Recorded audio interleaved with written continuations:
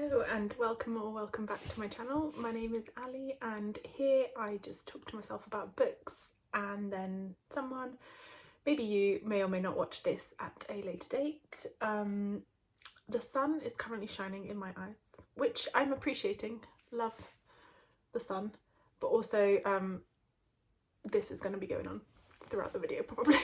So apologies for that. Today I want to talk to you about YALC. So yesterday I went to the young adult literary convention at Comic-Con, and I kind of blacked out and came out with a lot of bags full of things, so I thought I would take you through that.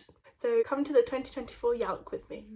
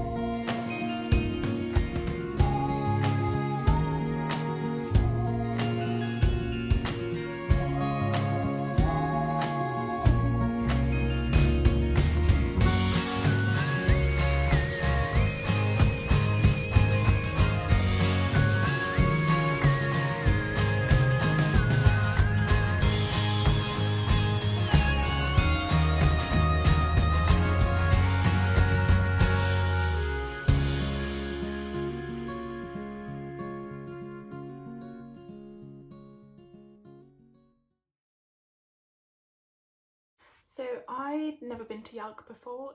I only heard about it last year, and by the time I'd heard about it, obviously it already happened. I think it's twice a year, like once in spring, summer, and then once in winter. So when I saw the tickets for this winter one, I pre-ordered them ages ago, like months ago. I was just super excited to go. So it's essentially, as I said, a literary convention.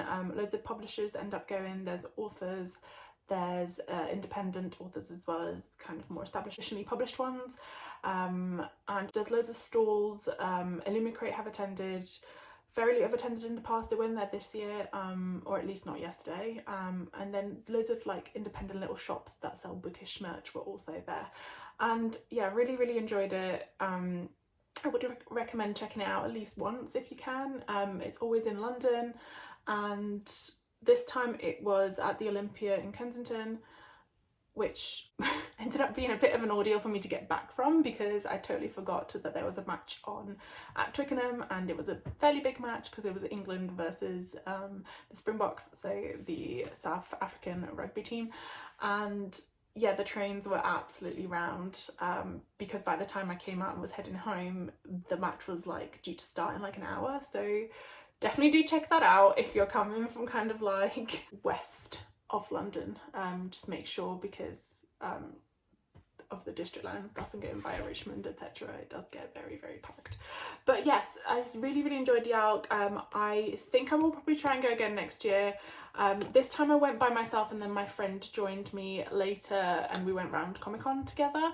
But I think next year I will also try and see if I can drag along a couple of bookish friends, and then we can all nerd out over books together. But I, quite enjoyed going by myself. And I went quite early, so I think it opened at 9 and I got there about 9:30, so I didn't really have to queue up to get in. And then also there weren't a lot of people there when I first got there, like some of the stalls were still setting up, which means I got to kind of see everything before all the queues got massive. I will say though, if you do go, wear comfortable shoes and also bring some snacks, because there's like 3 places where you can get food and it's ridiculously overpriced, and you will get thirsty and you will get hungry because you're walking around a lot. But yeah, really recommend it and really enjoyed it. We'll definitely do it again. Okay, so as I said, I came out of YALC with a lot more things than I had anticipated, and I thought I would just take you through those. So I will start off with kind of the bookish merch, and then we'll go on to the pile of books that I came out with. Okay, so first of all, obviously had to get a YALC tote bag to commemorate the fact that I did in fact go to YALC. So got this, and it proved to be quite a good thing because I did need more bags to carry the stuff. I also ended up getting this other tote bag, which came with a purchase from Harper Voyager, and it just says eat, sleep, read fantasy and repeat. And then I got one last tote bag from Ethereal Curiosities, and I love this one. It's like a tarot card of the reader, and it's just so pretty. Also from Ethereal Curiosities, I got this candle called the Shadow Fold, which is a Grishaverse inspired candle. This one smells of wood smoke, leather, death, and it actually smells really nice. It's very like woody and it's sparkly, and yeah, really enjoy it. So I feel like this is definitely like a dark winter night type candle. Speaking of candles, I was super excited to see that one of my favourite candle companies was there, and that is Lunar Bookish Flames candles, and I've bought a lot of their candles before from Etsy or just on their store, but obviously you're kind of like guessing if you're going to like the smell or not because you can't physically smell it. So when I saw their stand there, which was by the way stunning, I will try and sneak a little photo into like the pre-montage, I got to smell all of them, so now I know exactly which ones I will be buying in the future, and I also walked out with a load of them. So first of all, I went for a candle that was exclusive to YALC. So they had two of these, one was purple and one is pink, and this is called You Absolutely Love Candles, which stands for YALC. I don't know if you can see that. It is super sweet smelling, but I really like it, and it's super sparkly. I also got this one, which is called Romantasy, which is another darker pink sparkles. Obviously, being a Sarah J Maas basic, I had to get some more Akatar inspired candles. I do have a load already, but I just had to. So I got a Night Court and a Valaris flavoured candle. I also really like the Resand one, but I didn't get it this time, but I probably will order some of the character ones as well. Honestly, also the guy who makes these is like super nice. I would definitely recommend just buying from the store. They're just so delicious smelling. Next, I got a candle inspired by one of my favourite fall shows, which is Gilmore Girls. This is called Smells Like La La La La La, which is like the intro to Gilmore Girls. And similar to that name, I also have a Twilight inspired one, which is Smells Like Hoa Hoa Hoa Hoa. Again, because it's the song from Twilight. I think I have mentioned in the past that I was obsessed with Twilight as a teenager. I don't think I would enjoy it if I reread it. I know I wouldn't enjoy it if I reread it. I know I would definitely not enjoy the movies either, but I feel like it's like, you know, it's a thing. It's a thing that happened. I really appreciate the name of this because I just find it really funny and I love the reference. Sorry, I look like I'm scowling, but it's literally just the sun. But I refuse not to have it in my eyes because I need sunlight, a bit like a lizard. I got a Mythology candle with Medusa on it, and finally this was the store owner's favourite, so I asked him to just tell me which one was his favourite and he just put this in, and this is called Vampires. Now I have mentioned that YALC was at Comic-Con. So I did take a little look around Comic-Con as well, and I got a print of one of my favourite Ghibli movies, which is Princess Mononoke. I just thought this was super cute, so I'll probably put it up. I also got a tiny crocheted Zorro, who is like my favourite character from One Piece. And just look how cute he is. I absolutely love this. It's just, oh, so intricately crocheted. I love it, absolutely love it. So yeah, I nerded out a bit in Comic-Con as well as YALC.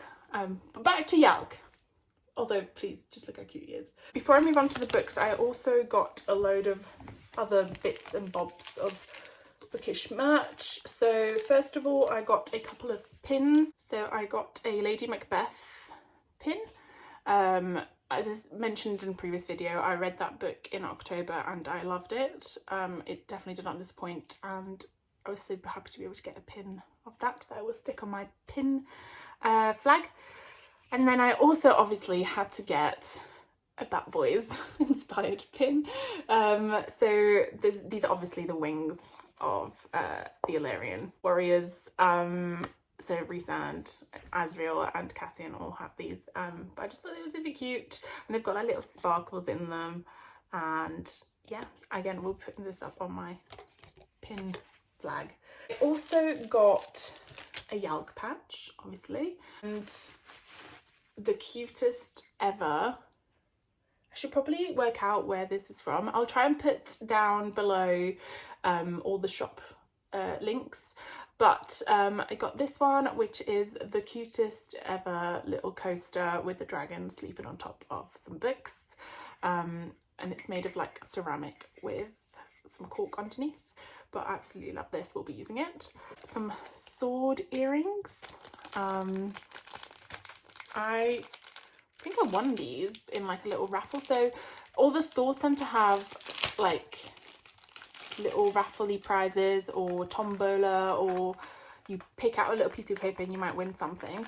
So yeah, I got these really cute sword earrings, which I will probably wear because, I don't know, it reminds me a little bit of like Throne of Glass, well, that's what I'm pretending it is. And also from that same store, which I will put down below at some point. Oh, so it's Malone Designs. I don't know if you can see that. I also won this journal, which is stunning and has loads of different quotes from Sarah J Maas books. It's just a little notebook, but yeah, very cute.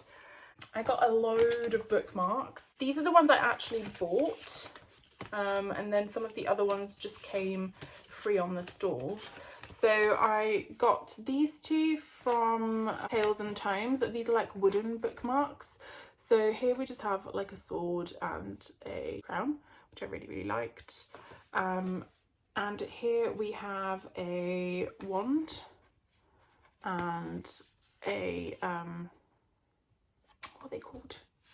A Patronus in the shape of a wolf/dog. So I'm kind of pretending this is Sirius Black. I don't know that it actually is. I need to double check. The wand looks different, but I just really liked it. So also got these two. So this is meant to be like an enemies to lovers bookmark, and I think it is definitely inspired by Fourth Wing. As you can see, Violet's silver hair and Xaden's scar on its eye. But yeah, super cute, love this. I actually followed them on Instagram already and I always looked at this picture, so I was super glad to get this on a bookmark format. And also this other one from the same store because super cute, Hippopotamus. Don't know. As I said, I've just got loads of other random bookmarks. So Sorceress Comes to Call, In These Hallowed Halls.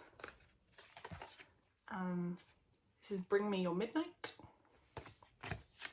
Teller of Small Fortunes, The Book of Gold. This one's meant to be Shanghai Immortal, I think.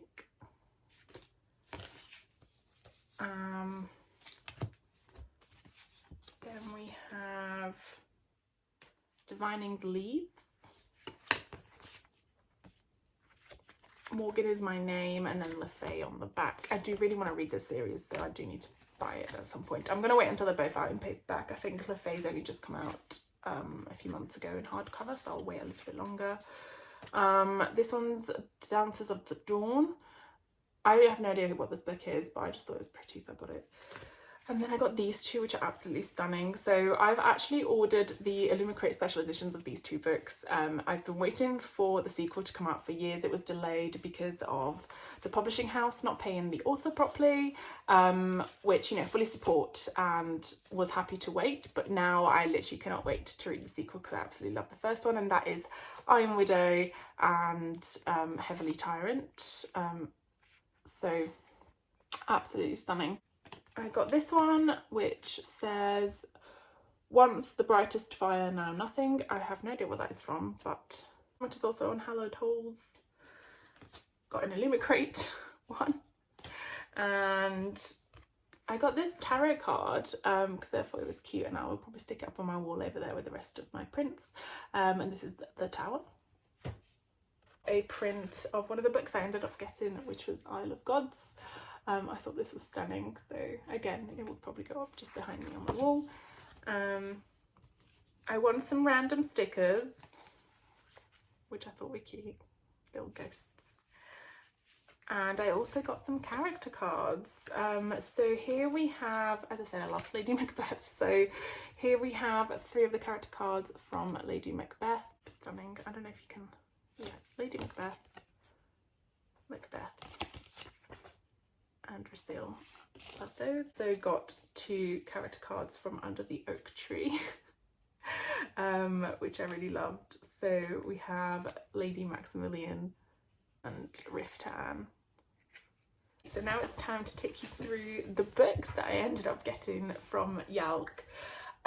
Okay, so I'll start off with 2 manga.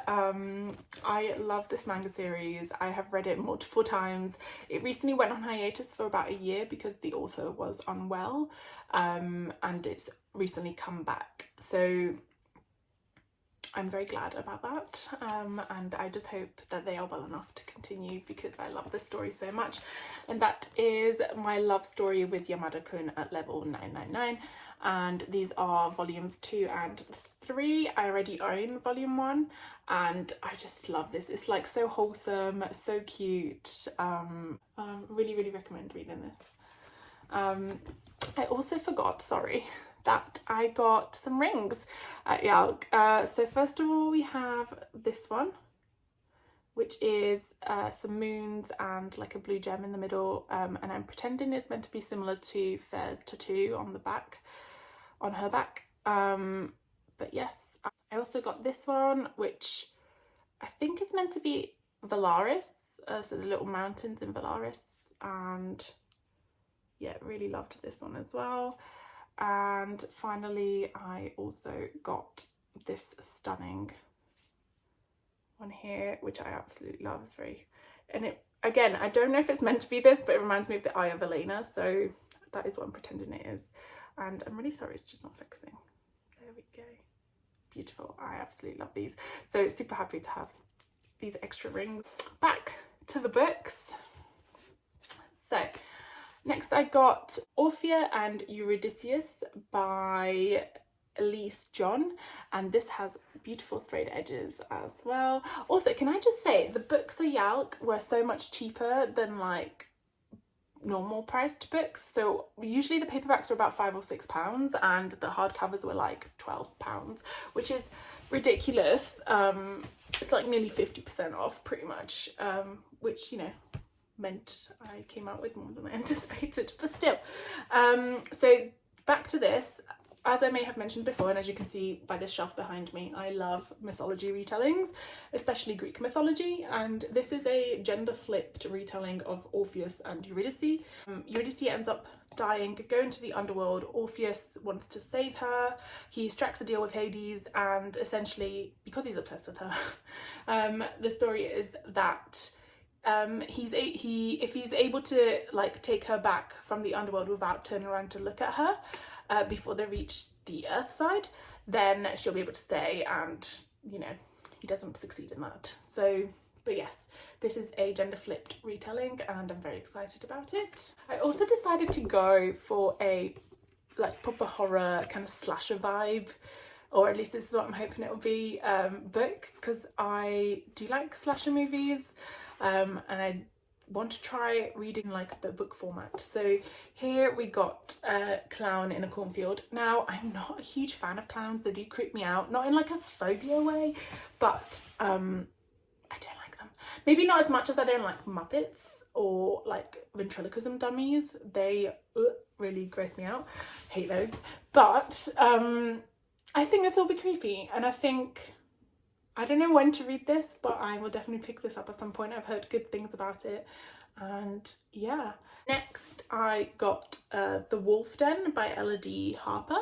This is a fictional story about a young woman who ends up going to work in one of Pompeii's brothels, and I believe it's the first in a trilogy, and I don't think it's like a mythology retelling, but it's still set in that sort of time period, so I'm really excited to read these. I've heard really good things about this, and even my friends have recommended this to me, so I'll definitely pick this up at some point. I was going to buy the entire trilogy, but I was like, hold up, Ali, I just got the one for now. If I like it, I will buy the rest, mainly because I literally don't have space on my book cart, not even for these books. I have no idea where these are going to go, and I also have my like November book haul to do as well, which is not included in this, so I'll wait for that video as well.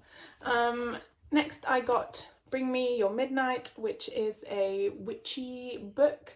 I've seen this reviewed on a few different booktube channels and it just sounded quite good. I haven't read many witchy books recently. I think the last one I read was like the Discovery of Witches series, and I was quite surprised to find that when I did my November TBR pull out with the Illumicrate cards, I didn't have any witchy books that I knew for sure had witches in my TBR cart. So I wanted to remedy that and wanted to add this one. So I think this has also got some romance in it, kind of like forbidden romance, but we shall see. I hope it's kind of quite heavy on the magical witchy elements, and not just like a romantasy, but we'll see. Next I got The Last Tale of the Flower Bride, which I have heard only good things about and I'm super excited to read. This is one of my favourite booktubers, like one of her top recommendations from the past year, and I just really wanted to give this a go as well. I am actually going into it pretty blind. I didn't want to know too much about it because I have heard it very hyped, so I just want to hopefully enjoy it without knowing too much about it before I go into it, with lower expectations, hopefully. Next I got Firekeeper's Daughter, which I believe is meant to be an indigenous girl witnesses a murder and then kind of starts getting involved in the investigations of it. It's also signed by the author, which is brilliant. I've been wanting to read this for a while, like years. I can't remember when this came out, but I remember seeing it for a long time. I want to say like 2021.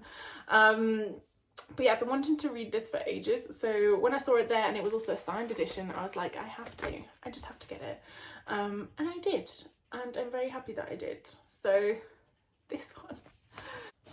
Then we have Isle of the Gods, which is a romantasy duology. This is book 1, and again, not one I know too much about, but have heard good things about, and I'm happy to go into books fairly blind, to be honest. I do read the blurb and the blurb sounds interesting, and also I will let myself be swayed by the cover, but it sounds good, so I'm willing to give this a go. Next I got the illustrated version of Under the Oak Tree. So as I showed you earlier, the character cards from this, Riften and Lady Maximilian.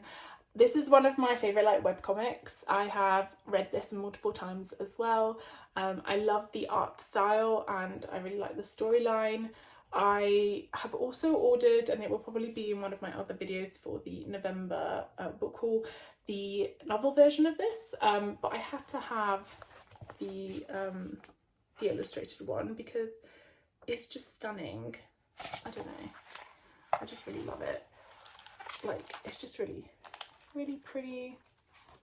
But yeah, then I was super excited, like you have no idea. This is one of the first sprayed edges I saw that I thought was the most beautiful thing I'd ever seen in my life, and I thought these are sold out ages ago, so when I went to the Locked Library store and saw that they had these to buy, I literally lost it.